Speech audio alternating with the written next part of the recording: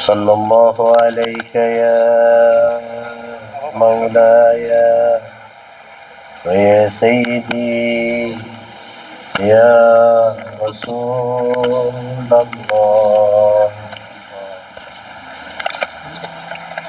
صلى الله عليك وعلى أهل بيتك المعصومين المظلومين يا عبد الله يا رحمة الله الواسعة ويا باب نجاة الأمة يا غريب يا شهيد يا مظلوم يا عشان يا قتيل العبرات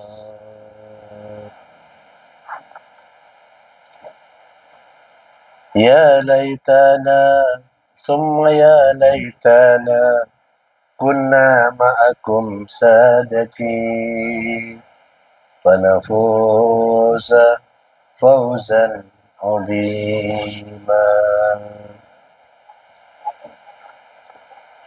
عظم الله أجورنا وأجوركم بأبي عبد الله الحسين وجلنا وإياكم من الظالمين بثاره مع وليه الإمام المهدي عجل الله تعالى فرجه الشريف.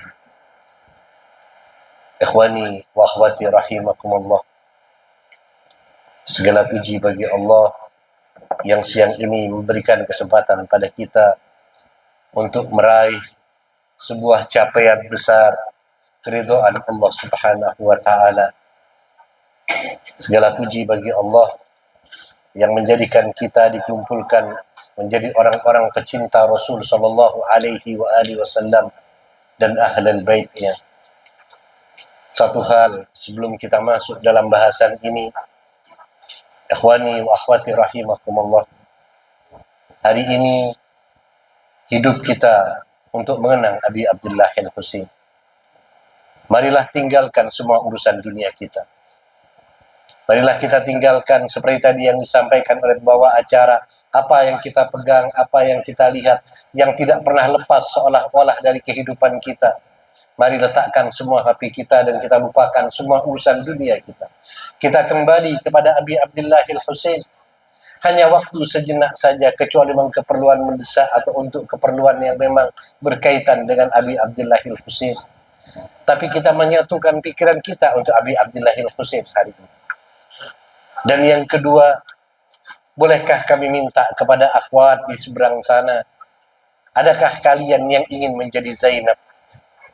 Zainab, walaupun beliau sendiri, beliau jauh dari Abi Abdullah al-Husain, matanya selalu bersama Al-Husain, telinganya bersama Al-Husain, hatinya bersama Al-Husain, tapi dia menjaga anak-anak Al-Husain.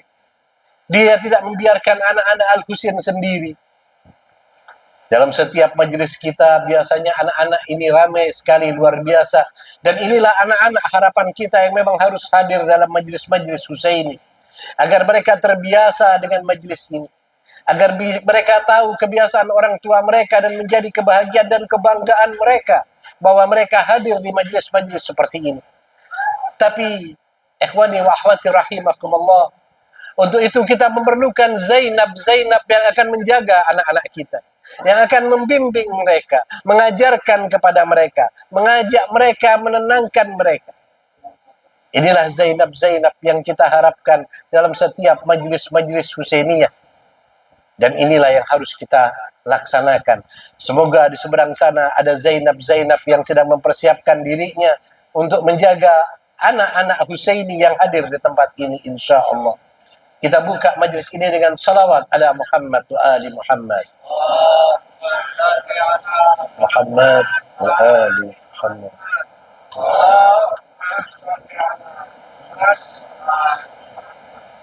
Allahumma salli ala Muhammad wa ali Muhammad. Assalamualaikum ya maulaya ya Aba Abdullah. Assalamualaikum ya maulaya ya ibna Rasulillah. Assalamualaikum ya maulaya ya ibna Fatimatul Zahra Sayyidatin Nisa'il Alamin. Ayuhal hadirin wal hadirat rahimakumullah, para pecinta Abi Abdullah al-Husain. Assalamualaikum warahmatullahi wabarakatuh. Hari ini hari tanggal 10 Muharram. Setiap tahun kita melaksanakan peringatan untuk Abi Abdullah al-Husain. Kita tahu bahwa setiap kita memperingati Abi Abdullah al-Husain, kita sedang memperbaharui tekad kita. Kita telah memperbaharui semangat kita untuk mengikuti jalan dan jejak langkah Abi Abdullah al-Husain. Ikhwani wa akhwati rahimakumullah. Kita tahu dalam kehidupan kita mungkin kita sering melihat adanya berbagai revolusi dalam kehidupan kita ini. Ada revolusi dalam sepanjang sejarah, baik itu revolusi politik, revolusi sosial, revolusi ekonomi, hingga revolusi teknologi. Semua ada di sekitar kita. Kita melihat perubahan demi perubahan, terobosan demi terobosan yang dilakukan oleh manusia. Tapi dari semua revolusi itu biasanya berjalan sejenak saja. Revolusi yang awalnya menggebu-gebu lalu perlahan-pelan demi pelan dan akhirnya tersisa tinggal sejarah. Orang hanya menceritakannya sewaktu-waktu ketika menyinggungnya atau dalam pelajaran-pelajaran semata. Orang tidak lagi melihat revolusi dan tidak lagi bersemangat dengan revolusi tersebut. Begitu banyak yang pernah kita lewati. Tapi ikhwani wa akhwati rahimakumullah, ada satu revolusi. Yang revolusi ini sudah berjalan 1300 tahun lamanya. Lebih dari 1300 tahun. Bahkan di setiap tahun orang-orang menghidupkan revolusi. Revolusi yang tidak pernah mati dalam kehidupan manusia, terutama kaum muslimin. Revolusi ini tidak pernah mati karena dia menginspirasi jutaan manusia. Inilah revolusi Abi Abdullah al-Husain. Ketika semua orang di masa itu telah larut dengan urusan dunianya. Mereka tidak lagi peduli dengan agama Muhammadi yang dibawa oleh putra-putra Rasulullah. Mereka telah mulai merubah ajaran-ajaran yang dibawa oleh Rasulullah sallallahu alaihi wasallam. Bahkan orang-orang tersebut telah berani membantai orang-orang yang disucikan dan diagungkan oleh Allah Subhanahu wa taala dan disampaikan oleh Rasulullah sallallahu alaihi wasallam tentang keagungannya dan posisinya yang begitu tinggi. Tapi pada saat itulah muncul sebuah revolusi besar. Abi Abdullah al-Husain bersama 72 orang pengikutnya berjalan sendiri melakukan sebuah revolusi besar, mendobrak kebisuan kaum muslimin pada waktu itu. Dengan sebuah peristiwa akbar di Karbala, ketika akhirnya mereka menyerahkan darah sebagai jalan sarana agar revolusi itu bisa berkembang dan menyeruak ke alam semesta. Dan revolusi itu ternyata tidak mati hanya pada waktu itu atau setahun, 2 tahun dibicarakan lalu hilang. Tidak. Revolusi itu terus berkembang, bahkan setiap tahun diperbaharui. Orang-orang tiap tahun, setiap datang 10 Muharram membaiat Al-Husain. Seolah-olah mereka yang tidak hadir bersama dengan Al-Husain. Mereka yang tidak pernah hidup sejaman dengan Al-Husain. Mereka yang hanya mendengar berita tentang Al-Husain. Mereka bangkit untuk Abi Abdullah al-Husain. Mereka merasa bahwa mereka ingin bergabung dengan Al-Husain. Mereka menyambut seruan Al-Husain yang ketika itu seruan Al-Husain hampa. Revolusi Al-Husain dimulai saat itu. Dan setiap tahun revolusi itu menghasilkan orang-orang yang menyambut seruannya dengan mengatakan labbaik ya Husain. Revolusi itu setiap tahun hadir di ini. Satu hal yang menjadi pertanyaan. Mengapa revolusi Al-Husain ini begitu luar biasa? Dia tidak hilang ditelan oleh masa. Tidak pergi begitu saja oleh waktu. Tapi revolusi ini tetap terbaharui setiap waktunya, setiap saat orang-orang mengenang dan bahkan orang menginspirasi bukan hanya dari kaum muslimin. Banyak para intelektual di luar sana, bahkan yang tidak seagama dengan Al-Husain. seorang penulis barat, dia seorang penulis Kristen dari Lebanon. Dia melihat Al-Husain memberikan sebuah inspirasi besar. Dia mengatakan orang ini luar biasa. Dia maju ke medan laga dengan hanya beberapa orang gelintir saja. Dia mati, tapi dengan kematiannya dia malah menghidupkan orang-orang lain. Orang-orang yang tidak punya semangat dan energi untuk bangkit ketika membaca energi yang dibawa oleh Abi Abdullah Al-Husain. Mereka bangkit berdiri. Mereka bangkit menyambut seruannya. Mereka yang lemah kembali berani berkata, "Labbaika ya Husain." Tidak hanya dari satu kelompok, bahkan semua golongan. Ayol ikhwani wa akhwati rahimakumullah. Kalau Allah takdirkan kita diberikan rezeki oleh Allah Subhanahu wa taala, kita akan melihat revolusi Al-Husain ini setiap tahun semakin membesar, bukan semakin mengecil. Setiap tahun revolusi Al-Husain menyeruak ke alam semesta. Setiap pada Yaumul Arba'in, tiap tahun demi tahun, dari sekedar 1 juta orang, 5 juta orang, 20 juta orang, sekarang sudah puluhan juta orang datang ke sana untuk menyambut seruan Abi Abdullah Al-Husain. Inilah revolusi yang tidak pernah mati oleh sejarah. Layak kalau Rasulullah Shallallahu Alaihi Wasallam pernah bersabda, "Inna fi qatli waladil Husain qararatan fi qulubil mu'minin lan tabruda abad." Sungguhnya terbunuhnya putraku Al-Husain akan membakar jiwa-jiwa orang-orang beriman, akan membakar jiwa-jiwa orang yang lurus, akan membakar jiwa-jiwa orang pencari kebenaran. Hararatan fi qulubil mu'minin lan tabruda abada. Selamanya tidak akan pernah mati. Bahkan sebuah seruan Al-Husain tidak lagi melihat ini waktu ataupun lokasi di mana letak geografis dihilangkan. Apa yang disampaikan Al-Husain, revolusi Al-Husain telah membawa sebuah metode baru untuk menyampaikan sebuah keberanian, sebuah kebangkitan. Dengan menyampaikan kullu yaumin Asyura wa kullu ardin Karbala. Tidak menunggu hanya pada bulan Asyura saja. Kullu yaumin, setiap hari adalah Asyura. Setiap hari adalah kebangkitan. Wa kullu yaumin wa kullu ardin Karbala. Dimanapun berdiri pijak, dimanapun tempat kita berada, apabila kezaliman ada di sana, maka para pecinta Al-Husain, para pengikut Al-Husain, mereka akan berdiri serentak sambil mengatakan, "Labbaika ya Husain." Maka revolusi ini tidak pernah akan mati. Jadi sebuah pertanyaan, kenapakah revolusi Al-Husain tidak pernah mati? Ada beberapa alasan, ya ikhwani wa akhwati rahimakumullah. Yang pertama, revolusi Al-Husain itu adalah iradah dari Allah atau kehendak Allah Subhanahu wa taala. Bukankah dalam Al-Quran Allah Subhanahu wa ta'ala pernah bersabda, "Yuriduna liyudfi'u nurallahi biafwahim wallahu mutimmu nurihi walau karihal kafirun."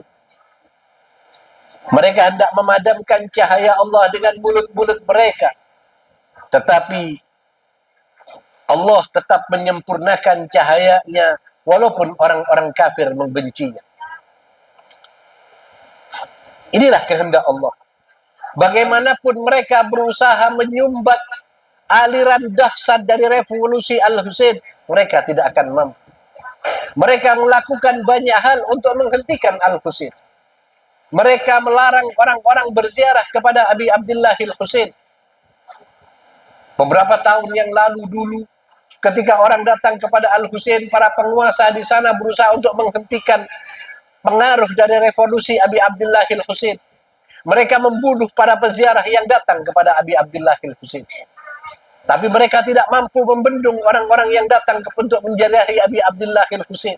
Suara Al-Husain tetap terdengar. Mereka lalu memberikan sebuah isyarat. Barang siapa orang datang kepada Al-Husain, apabila 10 orang yang datang, maka 1 orang harus dibunuh untuk menjadi tebusan.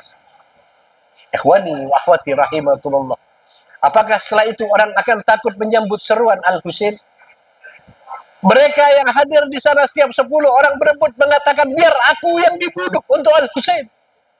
Biar aku yang dibunuh untuk menjadi jalan kalian mendapatkan kesempatan berziarah kepada Abi Abdullah al-Husain. Mereka berebut untuk mendapatkan kehormatan menjadi syahadah disambut oleh Abi Abdullah al-Husain.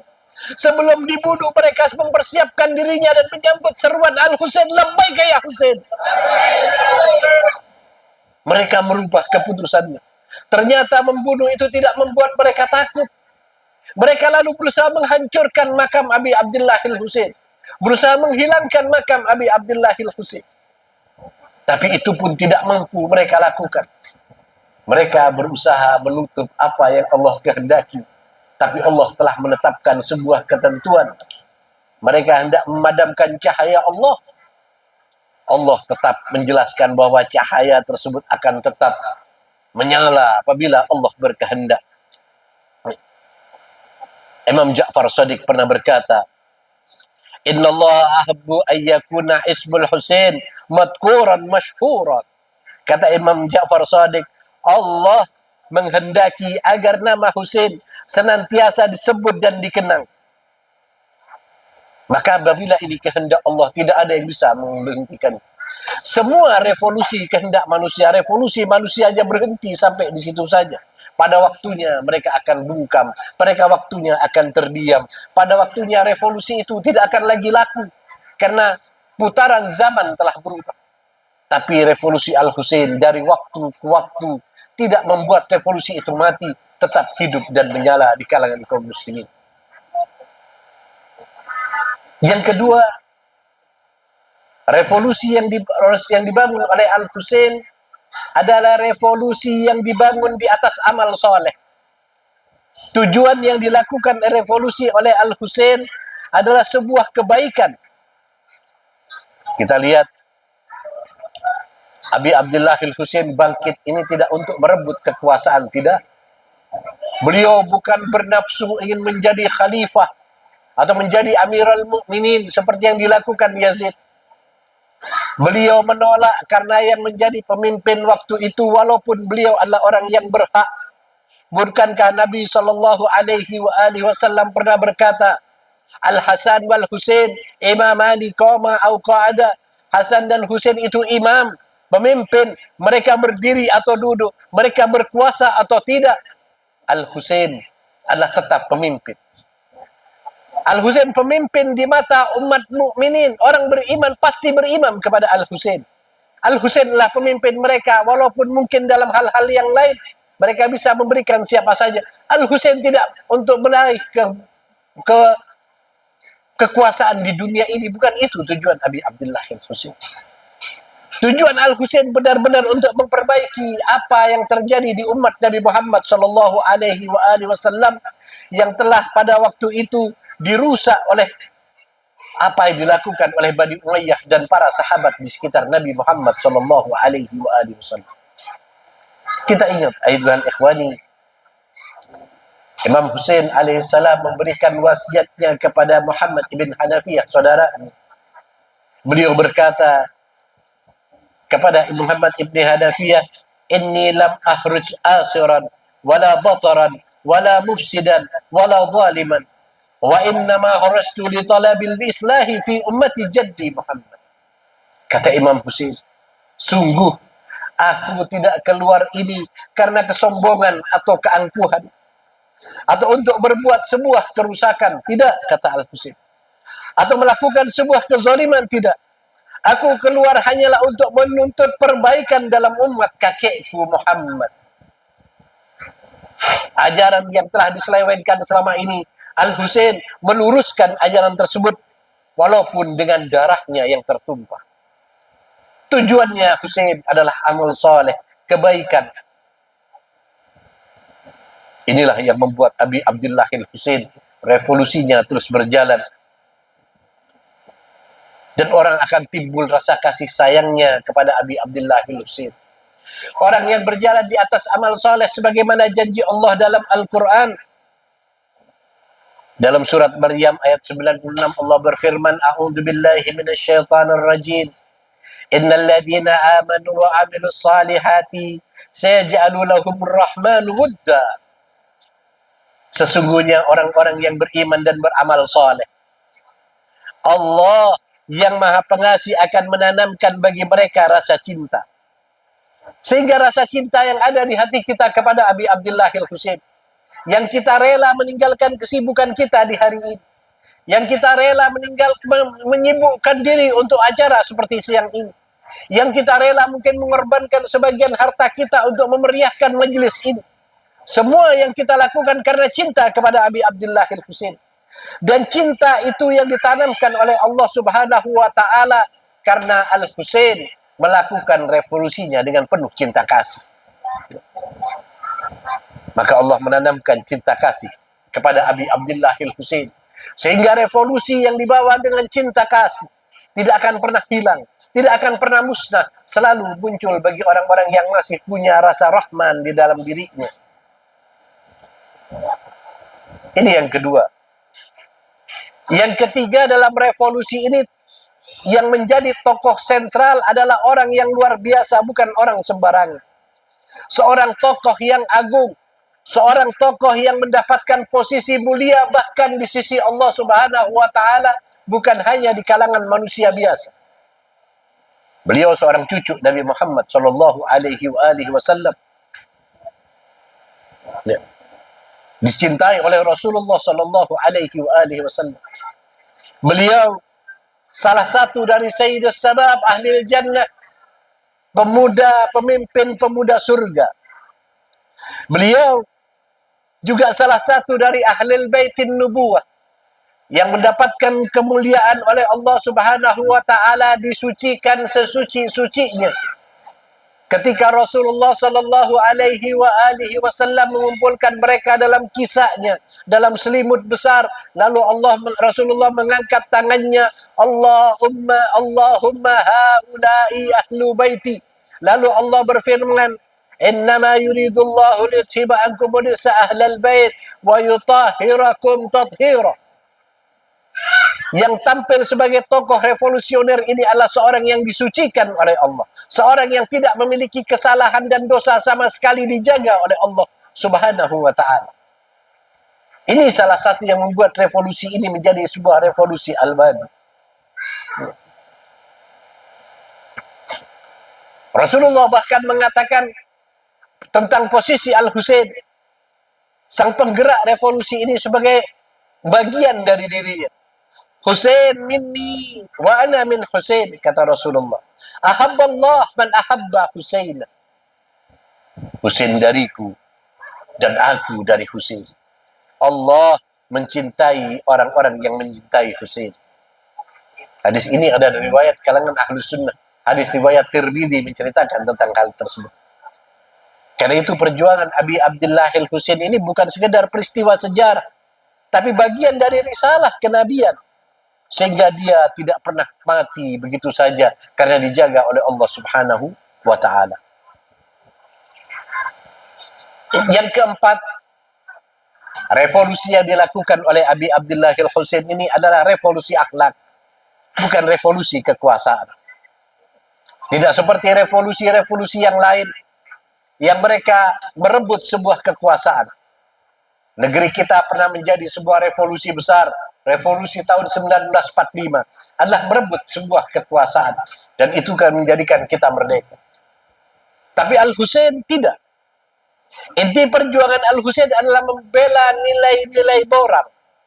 Pertarungan di Karbala bukan semata-mata antara dua pasukan semata, tapi antara kebenaran melawan kebatilan, keadilan melawan kezaliman, kejujuran melawan kebohongan, kemuliaan melawan kehinaan, cahaya melawan kegelapan. Imam Husain alaihissalam adalah tokoh yang membawa semua itu untuk melawan musuhnya yang kembalikan 180 derajat dari Al-Husain. Bila Al-Husain membawa kebenaran, maka musuhnya adalah membawa kebatilan yang ingin merusak agama Muhammad sallallahu alaihi wasallam. Al-Husain membawa keadilan ketika musuh sedang menyebar kezalimannya. Al-Husain dengan kejujurannya, sementara musuh mereka dengan dusta. Bahkan membohongi Abi Abdullah Al-Husain dengan surat-surat palsu dari Kufah yang dikirimkan kepada Al-Husain. Al-Husain dengan kemuliaannya, dengan kegagahannya, tujuannya hanya untuk mencapai keridhaan Allah. Dan sementara musuh-musuh yang hina itu, mereka hanya menginginkan kekuasaan atau kekayaan. Ikhwani wa akhwati rahimakumullah. Umar bin Sa'ad adalah sahabat, anak putra dari sahabat Sa'ad bin Abi Waqqas. Ketika kecil dia bersama dengan Al-Husain, sering bermain dengan Al-Husain. Karena mereka pernah berteman, Al-Husain memanggil. Al-Husain menawarkan, wahai Umar, mengapa engkau sekarang menyerangku? Apa yang engkau inginkan? Umar berkata, aku menginginkan kota Rai. Aku menginginkan aku duduk menjadi gubernur, menjadi seorang petinggi, seorang pemilik kota Rai. Tujuannya jelas mencari kenikmatan, mencari kenyamanan dunia. Sementara Al-Husain turun ke medan laga, ke medan perjuangan adalah untuk meluruskan agama Muhammad yang sedang dirusak oleh umat ini. Beda langsung sekali tujuan mereka. Dan Al-Husain alaihi salatu wassalam, ikhwani wa akhwati rahimakumullah, pernah berkata bahwa bagi beliau satu kehinaan apabila membiarkan kezaliman berada di sekitar mereka. Imam Husain berkatakan, inni la ara mauta illa sa'adah wal hayata ma'adh-dhalimina illa al-barama. Aku tidak melihat kematian kecuali sebagai kebahagiaan, dan hidup bersama orang-orang zalim adanyalah sebuah kehinaan. Luar biasa Abi Abdullah Al-Husain. Inilah nilai-nilai yang bersifat universal yang dibawa oleh Abi Abdullah Al-Husain. Nilai ini tidak membawa agama sebetulnya, lintas agama, lintas bangsa, dan lintas masa atau lintas zaman. Yang kelima, revolusi ini adalah sebuah kekuatan emosional yang menyentuh jiwa. Karbala bukan berbicara tentang logika atau akal belaka. Karena kalau kita berbicara Karbala tentang melalui akal, kita akan berkata Al-Husain bunuh diri. Ngapain 72 orang melawan 30.000 orang? Kenapa tidak pura-pura baiat misalnya, seperti akal kita, logika kita? Al-Husain tidak berpikir seperti pikiran cetek-cetek kita ini. Al-Husain berpikir satu hal yang besar. Al-Husain memang menyiapkan jiwanya untuk terbunuh dan syahid untuk sebuah jalan revolusi besar. Al-Husain benar-benar mempersiapkan dirinya untuk bisa meraih keridhaan Allah Subhanahu wa taala.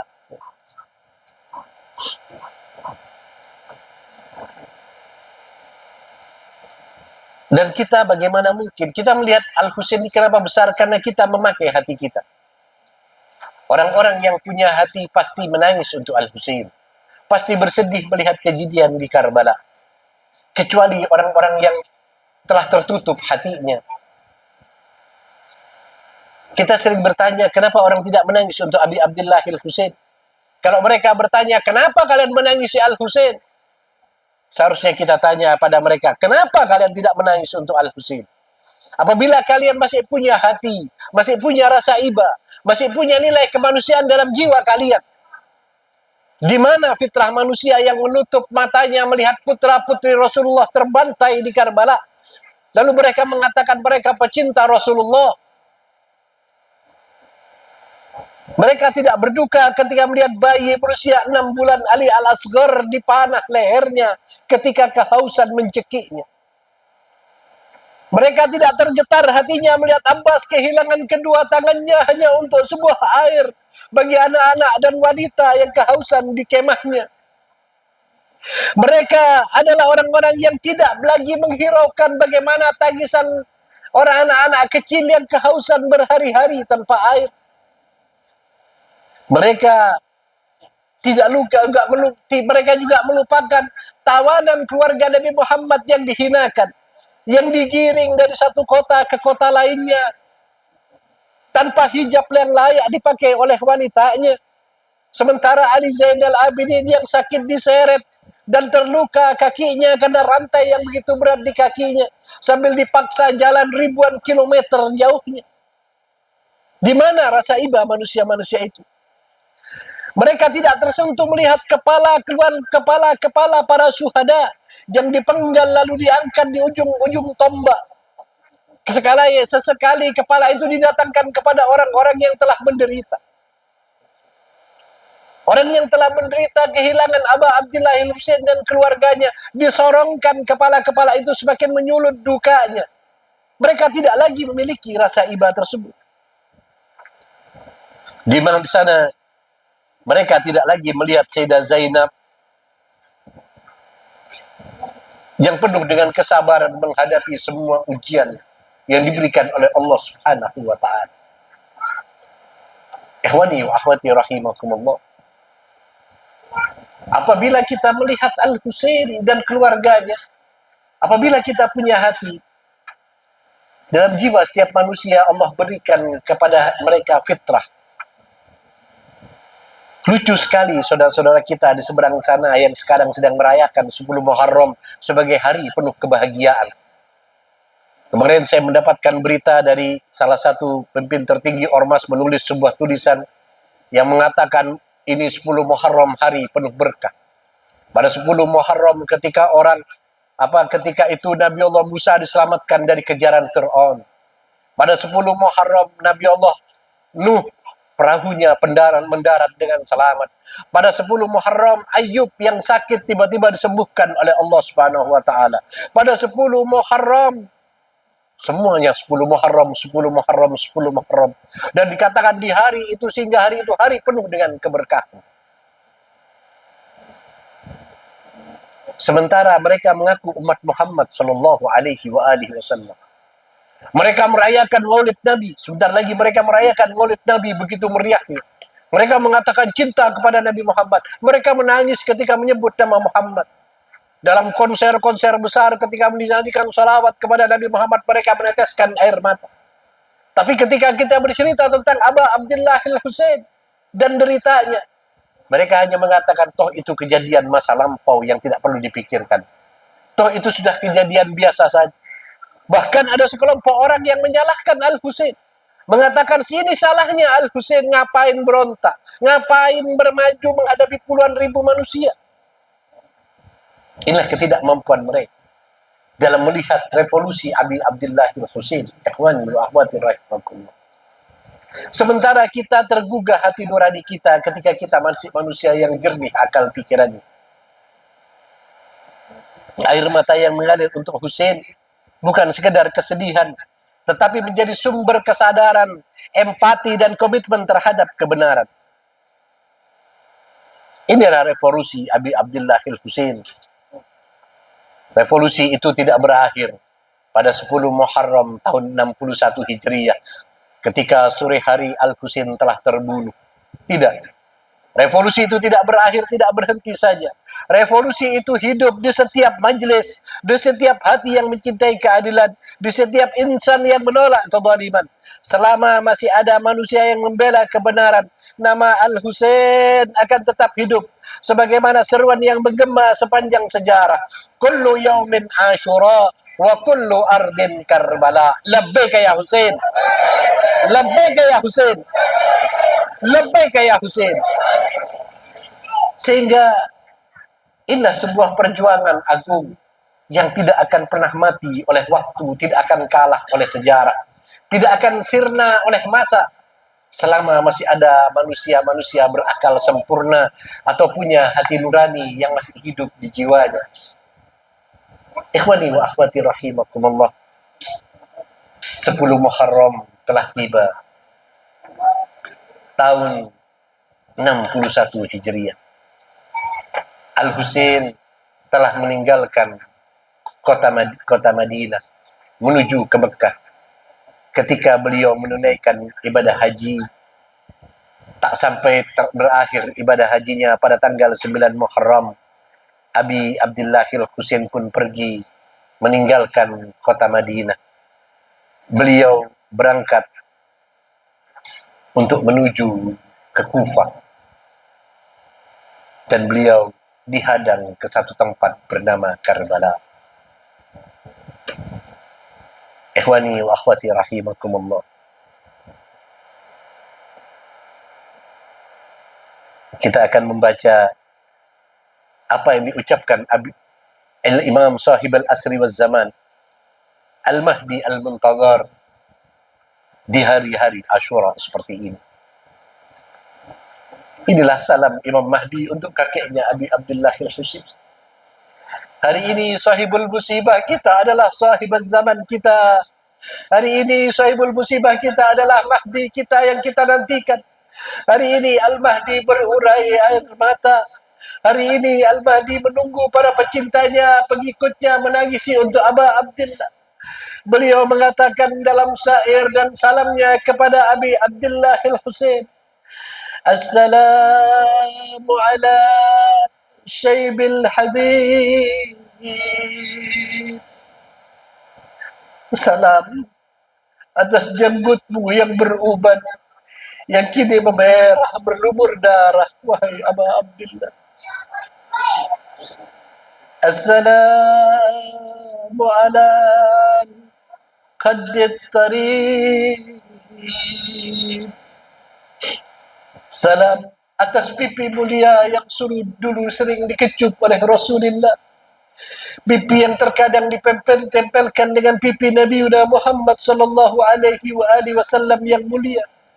Kini pipi yang indah itu sekarang berlumur debu dan tanah. Assalamu ala badanis salim. Salam atas jasad-jasad yang dilucuti imamahnya dan pakaian perangnya. Assalamu ala al-ajsamil makruhi bil qadim. Salam untuk jasad yang berserakan di tanah, yang tak bisa diangkat. Karena apabila diangkat satu sisinya, sisi lainnya akan jatuh karena hancur berkeping-keping jasad tersebut.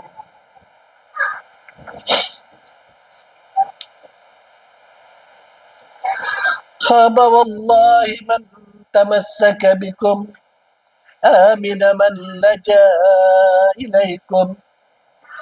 Ya laitana kunna ma'akum sadati فنفوز فوزا عظيما. يا ليتنا كنا معكم سادتي ونفوز والله فوزا عظيما.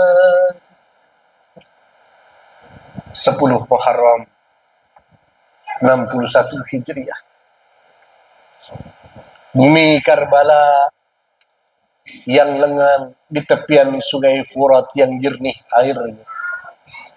Kini di sekitar Karbala penuh dengan manusia-manusia yang sedang berhadapan satu dengan yang lain. Sekelompok besar sedang mengelilingi satu kelompok kecil di tengah-tengahnya. Di hari itu, hari Ashura, Al-Husain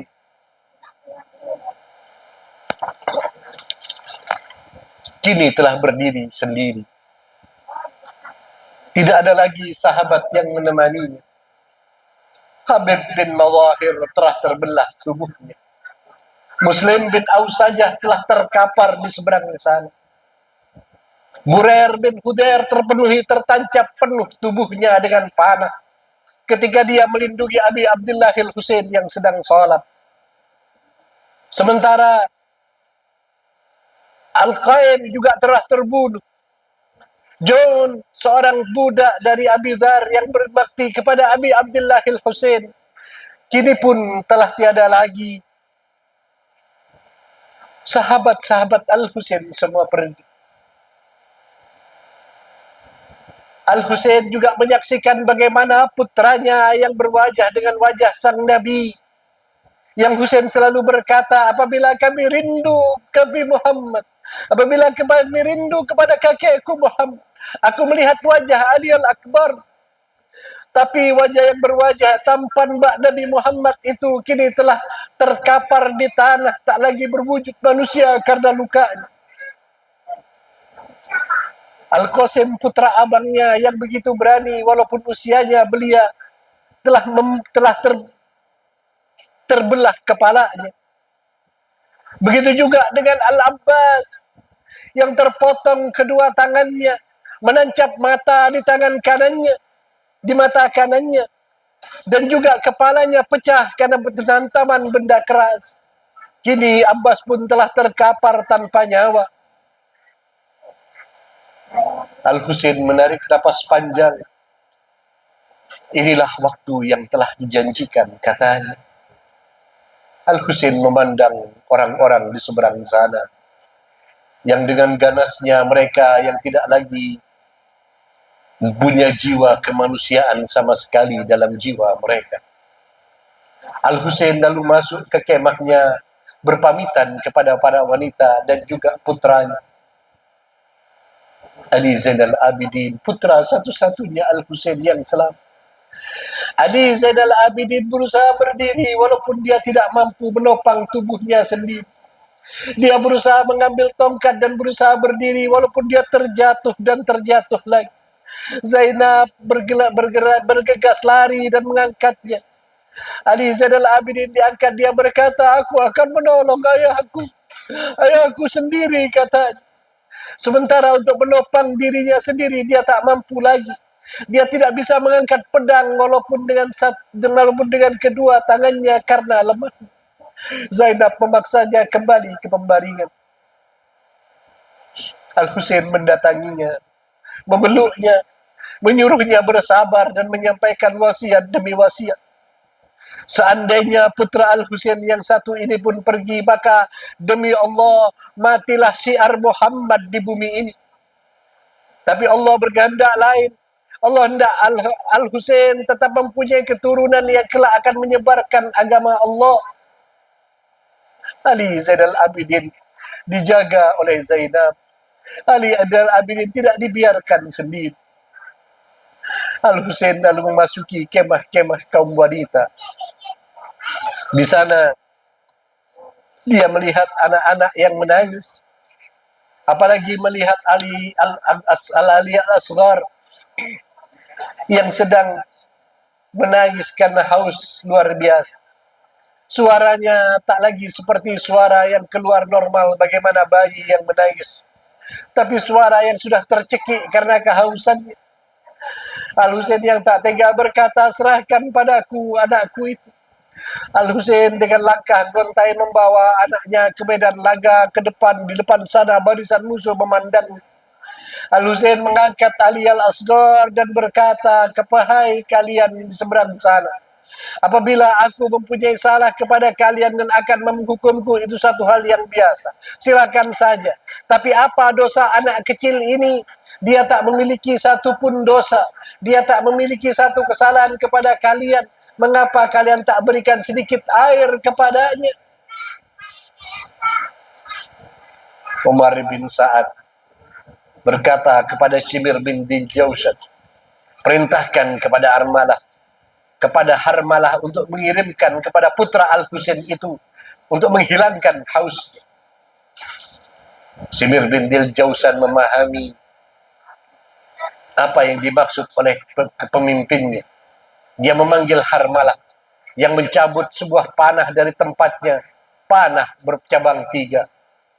Seorang ahli panah ini mulai menarik busurnya dan dia meluncurkan panahnya, merobek leher putra Al-Husain yang belia. Putra yang baru berusia 6 bulan menggelepar-gelepar di atas tangan Al-Husain. Apa salahnya putra Al-Husain? Dia tidak mempunyai dosa apapun. Baru 6 bulan usianya. Tidak satu pun dosa menempel pada dirinya. Apalagi dia adalah putra Rasulullah sallallahu alaihi wasallam. Al-Husain melihat darah mengalir di tangannya. Di peluknya anak itu. Ditampungnya darah yang tumpah dari leher anak tersebut. Dilemparnya darah itu ke langit oleh Al-Husain. Al-Husain mengatakan, ya Allah, terimalah pengorbananku yang kecil ini, ya Allah. Ikhwani wa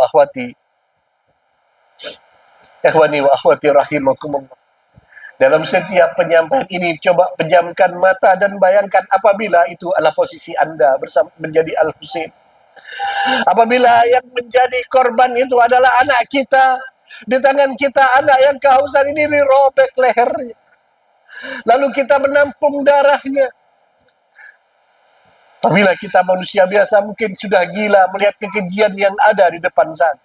Tapi Al-Husain dengan begitu tegarnya dia cepat memeluk anak itu dan menyerahkan kepada Zaid. Kemah Al-Husain dipenuhi dengan tangisan. Al-Husain menyiapkan dirinya mengenakan pakaian perangnya, membawa pedangnya. Ketika Al-Husain hendak setelah berpamitan, Al-Husain mengucapkan salam kepada mereka. Assalamualaikum ya ukhti ya Zainab. Salam kepadamu wahai saudaraku Zainab. Aku menitipkan mereka semua padamu wahai saudariku. Zainab menangis. Assalamualaikum ya Rabab. Salam atasmu wahai istriku Rabab. Assalamualaikum ya Laila. Laila ibunda dari Ali Al-Akbar juga disampaikan salam. Begitu juga Al-Husain menyampaikan salam kepada putri-putrinya. Ketika Al-Husain akan melangkah, tiba-tiba Ruqayyah usianya baru sekitar 3 tahun memeluk kaki Al-Husain sehingga Al-Husain tidak bisa berjalan. Ruqayyah mengatakan, hendak ke mana wahai ayahku? Hendak ke mana wahai ayahku? Jangan tinggalkan aku wahai ayahku. Pamanku Abbas tak kembali. Saudaraku Ali sudah pergi. Sementara teman bermainku Qasim pun tak ada lagi. Hendakkah kau kini akan meninggalkan aku sendiri wahai abahku? Al-Husain memeluk Ruqayyah kecil dengan tangisan. Dipeluk dan diciumnya putrinya tersebut. Lalu Zainab menenangkannya, menariknya, menyentuhnya dan memeluknya. Dia pun tetap menggapai-gapai Al-Husain untuk tidak meninggalkannya. Zainab merayu Ruqayyah kecil dibawa ke kemah Al-Husain. Tunggulah ayahmu di tempat ini. Wani wahwati rahimakumullah. Anak lugu ini pecinta Abi Abdullah Al-Husain, putri Al-Husain yang masih berusia 4 tahun 3 tahun ini mengamparkan sajadah tempat salatnya Al-Husain. Dia duduk di tempat itu menanti Al-Husain kembali untuk salat di waktu asar. Karena satu kebiasaan Al-Husain setiap pergi dia akan kembali dan menuju ke tempat salatnya. Di sanalah Ruqayyah menanti Al-Husain. Al-Husain lalu berangkat hendak pergi. Sukainah mengucapkan selamat tinggal kepada ayah. Al-Husain pun dengan berat hati mulai mengambil Dzuljanah, kuda putihnya.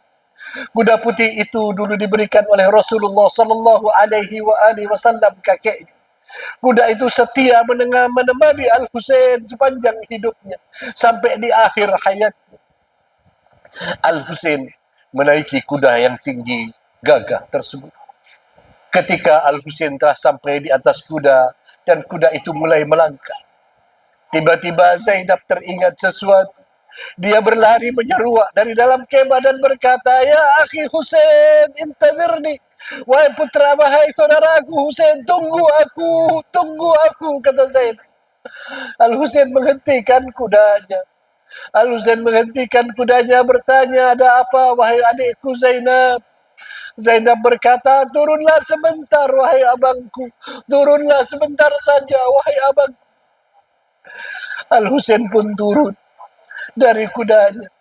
Dia Zainab lalu memeluknya. Setelah dipeluk, Zainab berkata, "Aku mohon kepadamu wahai abang, bukalah kancing bajumu. Tunjukkanlah leher dan dadamu wahai Husain." Al-Husain bertanya, "Ada apa ya Zainab?" "Bukalah, aku memohon padamu," kata Zainab. Al-Husain tanpa bertanya membukanya.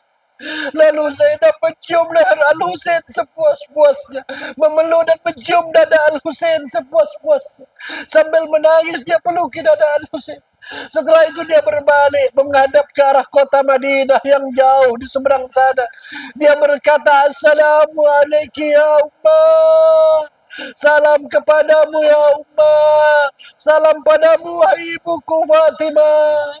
Aku telah menyampaikan hasratmu, aku telah menyampaikan pesanmu wahai Zahra. Aku menyampaikan pesanmu kepada aku ya Zahra.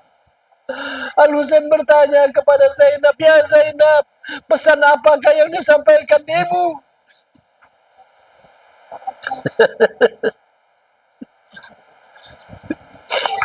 Zainab berkata, ya Aba Abdillah, ya Husain, wahai saudaraku yang tercinta, ibuku suatu hari pernah berdoa denganku di akhir hayatnya. Ketika dia hendak meninggalkan dunia ini, dia memelukku dan berkata, wahai Zainab, ketika itu usia Zainab tidak kurang dari 4 atau 5 tahun saja.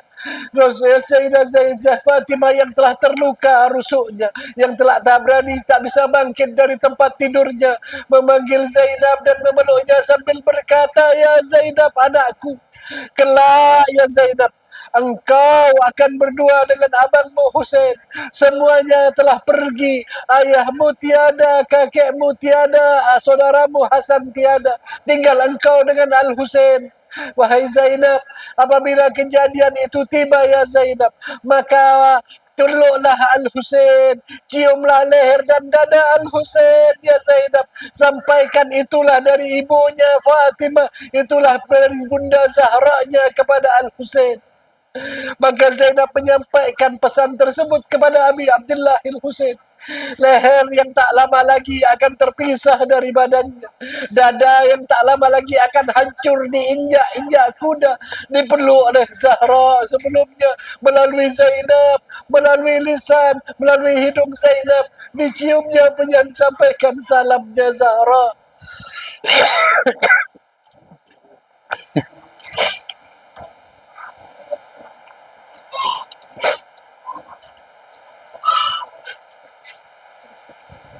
Al-Husain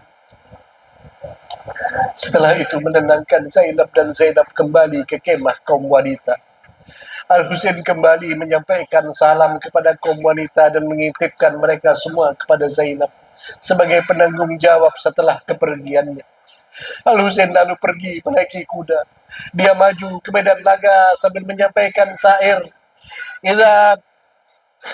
Idza law kana dinu Muhammadun lam yastakim illa biqatli fa ya suyufuhu dini, kata Al-Husain sambil mencabut pedangnya, apabila agama kakekku Muhammad tidak akan tegak kecuali dengan kematianku. Wahai pedang-pedang musuh di sana, ambillah aku. Al-Husain pun maju ke medan laga. Ikhwani wa akhwati rahimakumullah. Al-Husain adalah putra Haidar Sangkar yang merupakan seorang yang tak terkalahkan. Haidar al-Karrar nama ayahnya, yang sejak kelahiran ibunya sendiri telah menyamakannya dengan nama Haidarah, seorang anak singa yang tak terkalahkan. Al-Husain adalah anak dari seorang pendekar yang perkasa. Maka Al-Husain pun bukan seorang pendekar biasa. Walaupun dalam kondisi kehausan, hati yang hancur, tapi Al-Husain pedangnya berkelebat ke sana kemari mengambil nyawa-nyawa manusia durjana yang begitu dijawat malaikat maut mencabutnya dengan geram, dengan kezaliman manusia-manusia yang mengeroyok Abi Abdillah Al-Husain. Al-Husain pun terus bertanding dan berlaga. Luka di sekujur tubuhnya terus menyayat. Banyak luka merobek tubuh Al-Husain. Sebuah riwayat menyebutkan sekitar 73 robekan pedang di tubuh Abi Abdillah Al-Husain. Lain lagi sayatan tombak dan tancapan panah di tubuh Abi Abdillah Al-Husain. Dia sendiri tak peduli kepada apa yang terjadi pada dirinya. Al-Husain terus maju sampai saudaranya terkuras dan dia pun semakin lemah. Al-Husain kini mulai lemah dan nampak dari kejauhan oleh Zainab. Ikhwani ayuhal akhwat, dia terbayangkan kalau itu antunna yang melihat saudara antunna, sebagaimana Zainab yang melihat Al-Husain di seberang sana, sedang dalam keadaan penuh dengan luka sekujur tubuhnya. Bajunya telah berubah merah, wajahnya tak lagi tampak lagi indah, janggutnya telah memutih dengan darah, semuanya telah tampak sayatan-sayatan di tubuh Abi Abdillah. Zainab bingung, sebentar dia berdiri, sebentar dia duduk. Dia tidak mampu lagi berkata apa-apa. Apalagi ketika Al-Husain mengatakan hal min nasirin yansuruni. Apakah ada yang akan menolongku? Apakah masih ada yang akan membelaku? Seruan Al-Husain itu hampa di medan laga. Seruan Al-Husain itu hanya dibawa oleh udara yang hilang ditelan semesta. Saat itu Al-Husain tidak ada yang menjawabnya. Zainab duduk dan berdiri gelisah. Seandainya dia laki-laki, dia ingin meloncat saja, tapi tanggung jawabnya untuk menjaga anak-anak dan wanita di kemah itu adalah tanggung jawabnya. Dia pun tak bisa menahan diri kecuali menangis dan memukul dada serta kepala. Ya Zainab, begitu sedihnya kau melihat saudaramu ya Zainab. Bagaimana kau melihat Al-Husainmu disayat-sayat ya Zainab. Kau melihat Husainmu diinjak-injak ya Zainab. Kesedihan yang luar biasa yang terjadi di hari itu, ikhwani wa akhwati rahimakumullah. Kita tidak pernah melihat kesedihan seperti yang terjadi saat Al-Husain dibantai sendiri di Karbala. Husain telah jatuh, mereka mengeroyoknya. Al-Husain tidak dibiarkan sendiri. Al-Husain berusaha untuk berdiri dan sempoyangan, tapi orang-orang terus memukulinya sehingga dia kembali terjatuh lagi. Akhirnya Al-Husain tak mampu lagi berdiri. Dia terkapar di tanah dengan pasrah, menunggu takdir Allah yang telah akan menjemputnya. Seorang datang untuk membunuh Abi Abdullah Al-Husain. Walaupun tanpa dibunuh pun Abi Abdul-Husain pasti sudah menuju kematian dengan penuhnya luka. Juga jantungnya telah robek oleh tombak yang menancap. Tapi mereka tidak puas hal tersebut. Mereka mencabut tombak cabang 3 yang menancap di dada Al-Husain. Ketika dicabut, darah hitam mengalir dari jantung Abi Abdullah Al-Husain. Husain menggelepar-gelepar demikian rupa. Lalu seorang datang duduk di dadanya. Ketika duduk, orang pertama tersebut tiba-tiba dia meloncat lari ketakutan. Ditanya oleh sahabat-sahabatnya, kenapa engkau lari? Bukankah Husain hampir saja mati? Dia berkata, tiba-tiba aku melihat wajah Muhammad pada wajah Al-Husain. Wajah Al-Husain nampak baginya sebagaimana wajah Rasulullah. Dia pun berlari. Tapi ada manusia paling durjana, Shimir bintil Jawshan namanya. Manusia yang satu ini pernah hampir saja menjadi orang yang beruntung. Karena di perang Siffin dan Nahrawan dia bersama dengan Amirul Mukminin Imam Ali bin Abi Thalib. Tapi ternyata di hari akhirnya dunia dan kenyamanan dan kenikmatan yang dikejarnya bersama Ibnu Ziyad, bersama Yazid bin Muawiyah, dia bersama dengan satu barisan. Dia hilang keimanannya. Dia duduki dada Al-Husain. Dia duduki dada yang sudah penuh luka. Sementara dada itu telah terbelah dengan panah dan tombak yang menancap di sana. Ketika diduduki seolah-olah darah Al-Husain terpompa keluar semakin banyak. Al-Husain merasakan sesak, mata sesak di dadanya, di nafasnya. Al-Husain memandang ke depan, melihat siapa yang mendudukinya. Nampak seorang yang menggunakan helm perang yang menutupi wajahnya. Al-Husain berkata, bukalah penutup wajahmu, kata Al-Husain. Apa yang kau kehendaki, wahai putra Fatimah, katanya. Bukalah, kata Al-Husain. Aku ingin melihat wajahmu yang membunuhku, kata Abi Abdullah Al-Husain.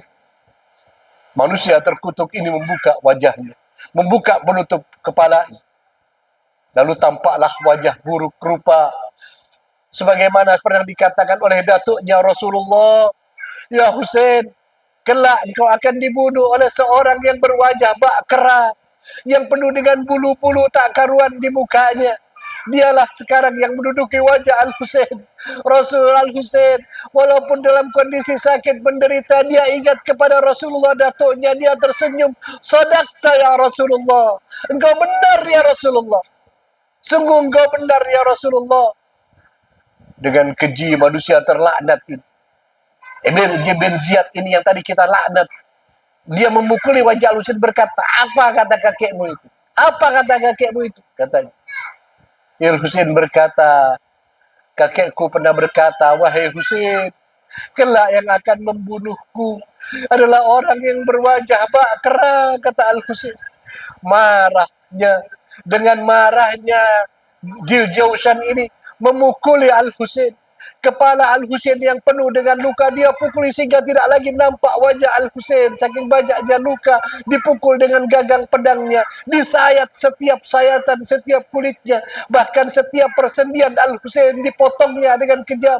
Setiap dia memotong, Al-Husain berkata, ya wajaddah, ya hai kakekku Rasulullah, wah bata, wahai ayahku Ali.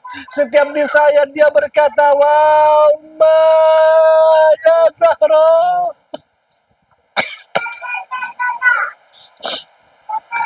Setiap sayatan yang dirasakan Al-Husain, setiap sendi-sendi yang dipotong oleh manusia terkutuk itu, sehingga Al-Husain tak mampu lagi, lumpuh total, dimutilasi seluruh tubuh Al-Husain. Manusia terkutuk ini tidak puas. Dia lalu membalikkan Al-Husain. Ikhwani wa akhwati rahimakumullah. Inilah sejarah paling kelam dalam kehidupan umat manusia. Cucu Nabi yang luar biasa mencintai umatnya. Nabi Muhammad yang begitu mencintai umatnya. Bahkan sampai umat yang tidak pernah bertemu dengannya didoakan olehnya. Nabi yang menginginkan semua umatnya untuk masuk ke surga. Tapi inilah perlakuan umat kepada nabinya. Cucunya dibantai dengan begitu kejinya, dipotong seluruh tubuhnya, dimutilasi seluruh badannya, diinjak-injaknya. Lalu dia membalikkan Al-Husain. Sebuah drama kengerian terakhir kini terjadi. Dengan kejamnya orang ini menyembelih leher Al-Husain. Dia menyembelih leher Al-Husain bukan dari depan, ikhwani wa akhwati. Apabila di leher disembelih dari depan, maka sebentar saja orang itu akan pergi dan mati. Tapi dia menyeretnya dari belakang dengan perlahan. Dia menikmati setiap rasa sakit Abi Abdullah Al-Husain. Dia menikmati setiap sakitnya Al-Husain. Dia menikmati setiap Husain berkata, ya patah, ya ummah. Husain disayat-sayat sedemikian lupa. Lehernya digorok dengan begitu kejamnya. Manusia mana yang melakukan hal ini kepada putra Nabi yang dikasihinya? Ya Allah, kata Al-Husain, hingga akhirnya suara Al-Husain hilang, ditelan oleh gorokan pedang tajamnya, digoyang-goyang kepala Al-Husain, diangkat dengan kasarnya, dicerabut dari lehernya. Inna lillahi wa inna ilaihi raji'un.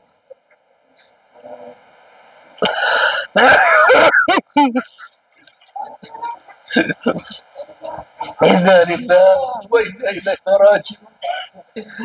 Inna lillahi wa inna ilaihi raji'un. Al-Husain telah pergi. Al-Husain telah meraih kesyahidan yang dijanjikan datuknya. Al-Husain kini telah dijemput oleh kakeknya. Al-Husain tidak lagi merasakan sakitnya derita dunia. Al-Husain dalam pelukan Fatimah bundanya yang menangisinya.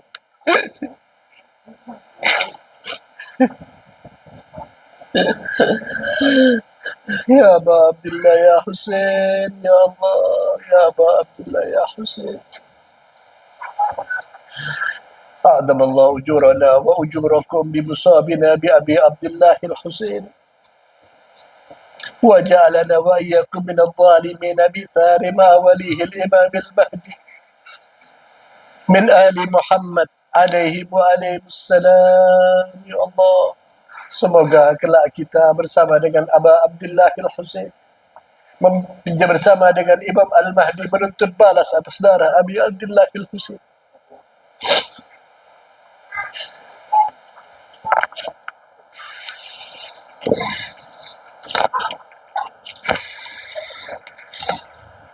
Cerita Abi Abdullah al-Husain telah berakhir, tapi derita Al-Mustafa dan keluarganya belum berhenti sampai di situ.